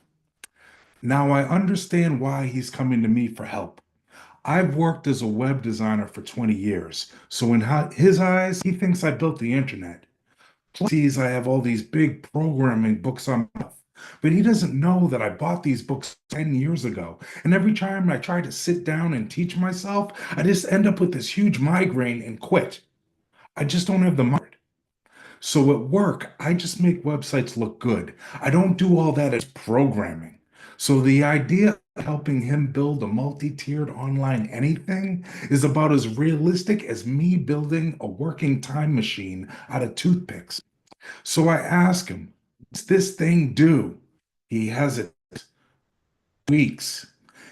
Doesn't pass this class, he can't move on to senior year. Now I know there's no way he can catch up in this amount of time. So I realize I only have choices. I can either help him or watch him fail. And I don't know of a parent that wants to watch their kid fail. So I tell him, tomorrow, you better be in the office at 4 a.m. and ready to work because we are going to learn Python together. And you, Mr. I've been working in a group all year, are going to build that damn application and pass class. And after he picks up this and slinks out of my office, I Google how to learn Python fast. The next day, I buy a book the size of 2 encyclopedias, and we spend 6 hours a day diving into code. At times, it feels like we're trying to decipher ancient Mayan manuscripts, but Zach actually builds a very simple application. Unfortunately, it only does one thing well: consistently say the word error. I realize I need help, so I go online to an online tutor site. And we get paired with Blossom, a young lady with a smile as bright as her name. But after 3 hours, Zach's application still isn't working. Blossom looks as confused as we are, and when she pulls up the same big we were struggling with, I realize I wasted $200 on this. Now, Zach only has 5 days to complete the project, and we're both exhausted. He's just sitting at the desk, slowly scribbling on the assignment sheet. He looks to, and to be honest, I'm the same way. And that's what I see, a blinking beacon of from an online ad. Weeks of search how to learn Python, Google finally sending me the usual ads for pizza, bakeries, and weight loss tips, and an ad for an 8-hour instructor-led video series on Python. I think, what the hell to lose? I click and we start learning.